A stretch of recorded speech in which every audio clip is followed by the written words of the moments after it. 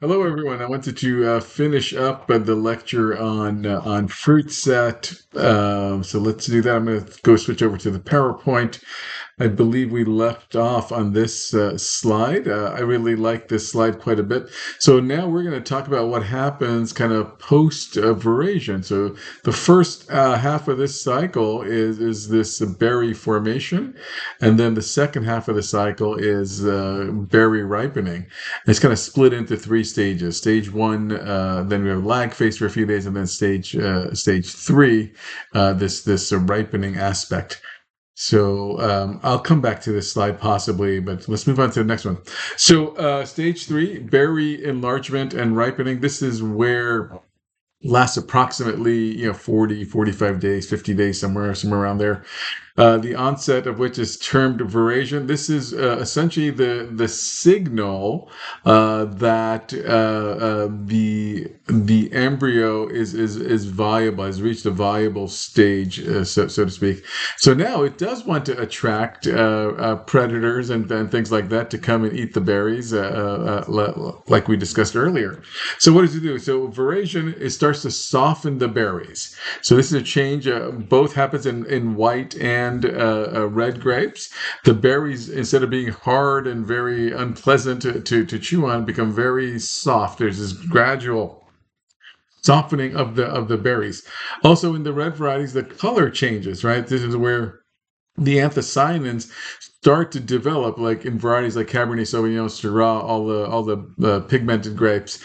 The anthocyanins start to develop, and there is a direct correlation to how much sunlight directly hits the clusters to the amount of anthocyanins that will develop. At this stage, also, the berry enlargement process begins to happen, and this is primarily due to cellular expansions. The mitosis, the cell division that we discussed earlier, that was the growth driver in stage one, has stopped. So now we're just essentially pumping solutes into the berry. So at this stage is where the sugar accumulation also starts, right? So here we see glucose, fructose. So this is what's going to be transported into the berry. And you can see kind of roughly at veraison, the Brix are very low, kind of 5, 6, 7 Brix, which isn't very sweet at all. And we have a lot of acids. And then over this time, over that 50 days, 60 days or whatever, the Brix will increase to 25 Brix, 26 Brix, whatever it is for that variety. And that's that sugar. The Brix is a measurement of the soluble solids that are present in the grape juice, and 90% of it is sugars. All right, so let's jump here. So the embryo growth stops. And the seeds become mature in stage three. So the seeds will actually will change slowly over time, over the as we approach harvest. Seeds will change from this green color to this dark brown color, and that's when they become kind of fully mature. All the phenolics present in the seed, also go through this ripening process where they start to taste a little less harsh. The sugars accumulate quite rapidly now at this phase. So here, timing wise, we see veraison around August 10th, August 15th to the 20th, somewhere around there, and the vineyard slowly starts to go through veraison. It doesn't all happen miraculously overnight, but roughly it is completed by August 20th here in Walla Walla, and then we see this rapid accumulation of sugars. So please keep in mind that the principal sugar that is transported in the grapevine is sucrose. That is the product of photosynthesis. Sucrose is a disaccharide. It is essentially one molecule of glucose and one molecule of fructose that are attached. So that sucrose is transported into the grape berry via the phloem, and since the medium in the grape berry is very acidic and has water, it will go through this process called acid hydrolysis and breaks down the sucrose into the constituent sugars, glucose and fructose. So if you were to measure the grape juice at harvest, you'd see roughly equal ratios of glucose and fructose. There's virtually no sucrose present in grape juice. Tartaric and malic acids, which make up 90% of the organic acids that we find in berries. There are numerous other ones, approximately 30 or so, fumaric acid, succinic acid, etc., etc. But tartaric and malic, make up about 90% of the acids in grape juice. So the vast majority of the acids are created prior to veraison, usually in stage one, and this is primarily via the breakdown and rearrangement of sucrose by several pathways. So pre-veraison, the cells in the berries are breaking down sucrose for energy needs, generating ATP molecules, the energy currency of the cells. Post-veraison, the plant wants to accumulate sugars because it wants sugars attract the birds and the animals to come eat the grapes and give them that we're kind of wired for sugar, right? So post-veraison, malic acid is used during the respiration for energy, right? So the sugar is conserved, right? So you're building up the sugar pool, this glucose, fructose in the berries, and so the malic acid levels will start to drop in the juice. As a result, the pH, your lower acids, you're going to get higher pHs, right? So pH is increasing. So post-veraison, also a small percentage of, this is kind of a curious thing, a small percentage of the malic acid is converted directly to glucose, a process called gluconeogenesis. This is not a huge process, but roughly 3 to 5% or so of the sugar glucose that is in the berries formed by this gluconeogenesis process. Prior to veraison, I just want to go back here. So prior to veraison, all of the water that goes into the berries, it comes through the xylem. However, due to this rapid expansion of the berries, the xylem traces into the berry, they get crushed. So how does the water keep continuing? It comes in via the phloem. Phloem is typically the transporter for the photosynthates, but water also comes through now post veraison through the phloem. The respiration rates are dependent on temperature, right? So the cooler the growing season, the less malic acid is used in respiration. So this will lead directly to higher titratable acidity, right, and lower pH because the malic acid isn't getting consumed as much. And the opposite happens in a warmer season, right? More malic acid is used in the respiration cycle, leading to lower titratable acidities and higher pHs, right? So this is a direct correlation of that. So where the malic acids, at their peak might be 5 grams per liter or so, at around harvest, we usually see numbers between 1 gram per liter and to 2.5 grams per liter of malic acid. So we'll see higher numbers of malic acid in cooler years, and in warmer years, lower numbers of malic acid. The nitrogenous compounds, and these are important mostly during the winemaking process because we need to keep the yeast happy, and they're breaking down. They've got a huge need for nitrogen. So these nitrogenous compounds, the amino acid, basically NH2 compounds. They are going to the berry in both via the xylem and phloem before veraison, and after the xylem traces have collapsed at or near veraison, then it's everything must move through the phloem. So greater than 50% of the berry's nitrogen is imported after veraison. And curiously, 70% of the nitrogen in the berry is stored as arginine and proline. And proline is kind of useless for wine fermentation because the yeast cannot assimilate it. So one of the key measures that we look for at once we harvested the grapes, we kind of need to know what the starting point is. What is the load of nitrogen that is present in the juice? Because we know the yeast need a certain amount of nitrogen to kind of stay happy, so to speak, so they can create all the compounds that it needs, that the yeast needs for survival and to do the fermentation successfully. So we do measure what is called yeast assimilable nitrogen. So the proline number does not matter in that case. So we have to look for the specific measurement of what is known as yeast assimilable nitrogen, and then we can supplement it via nutrients as needed as the primary fermentation is going along.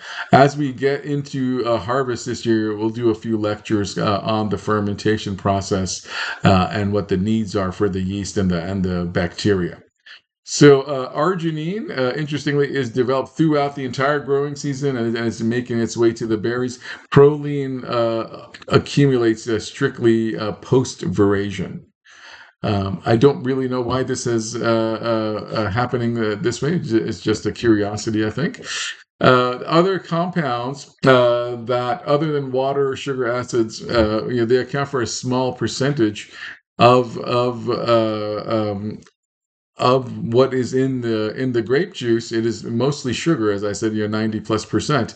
But these other small percentages of the compounds are essential to the overall wine quality and what we are the fruit quality. So what we're looking at is really the anthocyanins, right? Those color pigments. We want the Cabernets and Syrahs, etc., to have really good color in the glass, right? We don't want weak colored Cabernet. So very important to have good anthocyanin development, the tannins as well, which provide various classes here of tannins, but they're providing that astringency, that mouth feel, if you will, that astringent character of a Cabernet Sauvignon or Syrah, or all red varieties kind of have it to some degree. Lower tannin grapes such as Pinot Noir, Gamay have less, and mid-level tannin grapes like Syrah, Zinfandel, and then high tannin grapes like Cabernet Sauvignon, Petit Verdot, etc. But they're key chemical compounds that we need developed to a good level. And then we have these flavor precursors, these flavonoids, flavanols, hydroxycinnamides. Now, these are essential because they are what are going to be used as the base to develop all of the various flavor compounds that are going to be present in the wine. Some will be there formed in the berry, and some will be formed through the action of yeast, and others will be formed through the action of bacteria. But the substrates need to be there. Those precursors need to be there to have a really complex wine and a flavorful wine at the end of the day. One thing also to keep in mind is that the flavors compounds, they develop at the end of the ripening cycle. Okay, and that's I'll go back to the chart in a second. And this is a very key thing because oftentimes I see a lot of people rushing to pick. Like if it gets to 24, 25 bricks, people start rushing to pick. And in my opinion, that's sometimes the wrong thing to do, because yes, the sugars have spiked, but the flavors aren't there yet. So you can't put flavor back into the wine. So you have to kind of wait for that, the appropriate time for that. Let's see. So ripening, we can delay it by overcropping. So if you happen to be in a very, very hot area, you can keep more fruit load on to kind of slow down that ripening process. And also, I wanted to point out that where did shoot? Sorry, I lost where I slide there.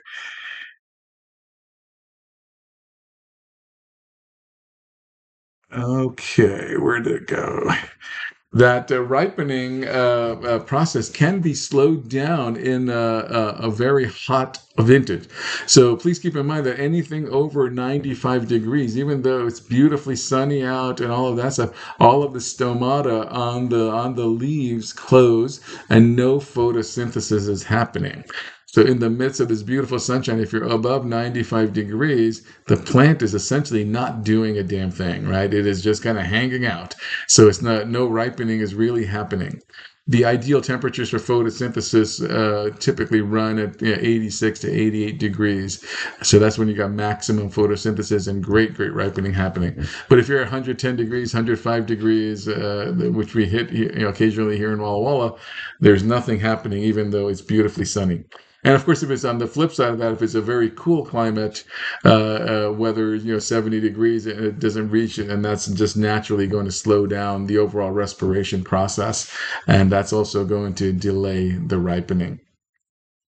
Okay, so this one chart here, I believe this Bob Betts, Master of Wine, I think has created this, and I got it from one of the slides that slide decks that he had posted. So thank you to Bob. So here we got days from bloom on this side. We got the magnitude of the grape berry and the berry size as we initially this mitotic division in stage one kind of hangs out a bit and then grows again through the cell enlargement in stage three. What I wanted to point out is titratable acidity. Initially, it starts out extremely high, right? Could be 14 grams per liter total type of, so very acidic. And just keep in mind that most wines are finished in that kind of 5 to maybe 6.5 grams per liter of tartaric acid. So very high acid. And that drops off as we approach harvest, and that is because the malic acid is dropping off as part of the respiration cycle. The soluble solids, essentially 90% of it is the sugars again. That starts increasing, and that goes all the way through harvest. Starts off very low initially. The pH, why does the pH increase? Well, the malic acid is being consumed. The less acidity in the grape juice, the pH goes up. That inverse relationship. The color, the anthocyanins do reach a peak at some point, and eventually they'll start to degrade a bit. So if you wait too long into harvest, picking very late into October, November, you may get actually less color in your varieties than you may like. But you may be waiting because you're picking on flavor. Flavor happens very late in the cycle. So here at the tail end of harvest, that's when a lot of the flavor is developing. So, given what I typically do, because you can't add flavor back into the wine, I always wait for the appropriate flavors to develop. So even though the bricks may have hit 23, 24, 25 bricks, and that has a direct correlation to the final alcohol levels. If the flavor is not there, right, then we wait. This is what we do for Rasa and me. This is why at harvest time, me and my brother, we are in the vineyards all the time, just checking on the flavor development. Along with that, we're also looking at the phenolic development. How are the tannins? How are those other compounds developing? And we're tasting the seeds and all of that stuff just to make sure they're not overly harsh. So we're waiting for that ripening. So all these ripenings, while they're somewhat correlated, they are kind of doing their own thing, so to speak, right? So you have to wait for the appropriate time to pick in that process. But I think if you were to take nothing else away, I think just kind of learning this graphic here is amazing, right? So it really kind of encapsulates everything that's happening for the berry size and the compounds that are developing, and kind of tells you when things are happening. So the next lectures that we'll do, I will start talking about the actual processes that are happening inside the vine. We'll talk about photosynthesis, respiration, etc. And so you can get a feel for what's happening in the grapevine during this stage. So in the vineyard, there's not going to be much of a difference. The vines have kind of grown out to their max level, and then we're gonna trim them up a bit and kind of clean them up so there's appropriate sunshine kind of getting onto the clusters, and then we'll do some shoot thinning and fruit thinning over time, but the growth is there. It's not going to change drastically now, and then so it's really these internal processes that are happening in the grapevine that will really be the driver here, and we'll talk about that in the next couple lectures. All right, thank you very much. I will see you soon. All right, bye bye.